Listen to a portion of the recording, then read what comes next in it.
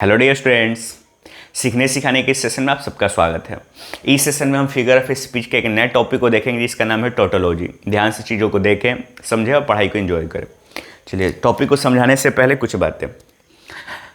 मानिए कोई बंदा आपके पास आया, आप सुबह में ब्रेकफास्ट कर रहे हो, आपसे आके बोला अरे इतनी जल्दी खाने के लिए तुम बैठ गया, रात में जो तुम डिनर किए थे वो पच गया है क्या?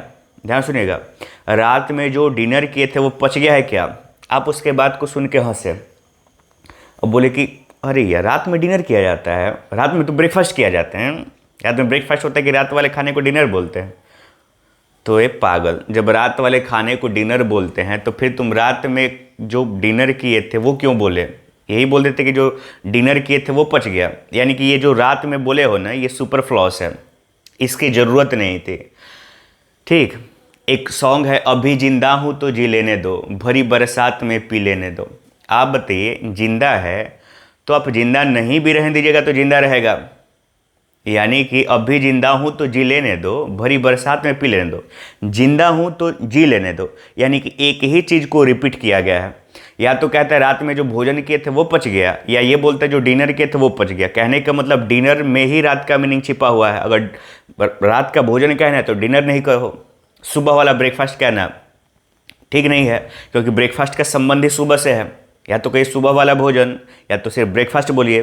तो टोटोलॉजी यही करता है कि एक ही बात को दो बार कहता है, एक ही बात को रिपीट करता है। जैसे एग्जांपल के माध्यम से और डेफिनेशन को समझिएगा। लिखा है टोटोलॉजी, तो टोटोलॉजी अपने आप में एक्सप्रेशन होता है, अपने आप में एक बोला जाने वाला लैंग्वेज होता है, एक अभिव्यक्ति होता है। That says the same thing twice, जो एक ही चीज़ को, सेम थिंग को दो बार बोलता है, यानी कि एक ही चीज़ को रिपीट करता है।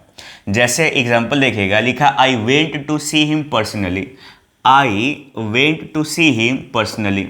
अब देखिए, जब स्वयं के लिए आई का इस्तेमाल कर दिया तो फिर पर्सनली कहने की क्या आवश्यकता थी? यानी कि एक ही चीज़ को यहाँ पे रिपीट किया, पर्सनली मतलब खुद। ठीक, तो ये एक ऐसा एक्सप्रेशन हुआ, एक ऐसा एग्जाम्पल हुआ जिसमें सेम चीज़ को रिपीट किया हुआ है। फिर सेकेंड एग्जाम्पल को देखते हैं। The evening sunset was beautiful. The evening sunset, जैसे ही सनसेट दिखाई दिया और यहाँ पे इवनिंग दिखाई दिया, ये समझ में आया कि भाई सनसेट तो इवनिंग में ही होता है।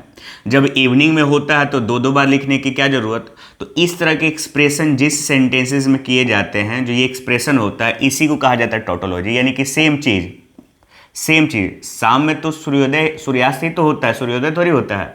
यानी कि सिर्फ सनसेट बोल देता है तो काम चल जाता है। ठीक, यानी कि इवनिंग और सनसेट सेम चीज़ को रिपीट किया है, तो ये एग्जाम्पल टोटोलॉजी का हुआ। थर्ड नंबर एग्जाम्पल आपके लिए, I want to live while I am alive. मैं जीना चाहता हूँ जब तक मैं जिंदा हूँ।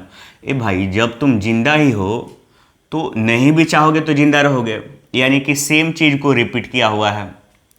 Fourth number example, he is always making predictions about the future. भविष्य के संदर्भ में अनुमान लगाने का अंग्रेजी होता है प्रेडिक्शंस। भविष्य के संदर्भ में अनुमान लगाना, गेस करना का अंग्रेजी होता है प्रेडिक्शंस, और यहाँ पे फ्यूचर लिख दिया है। इस प्रेडिक्शंस में ही फ्यूचर का मीनिंग छिपा हुआ है, यानी कि सेम चीज़ को, इस फ्यूचर को रिपीट किया हुआ है। तो ये एग्जाम्पल टोटोलॉजी का हुआ।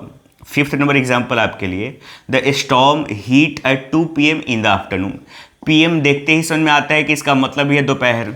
2 PM देखते ही इसका मतलब है आफ्टरनून।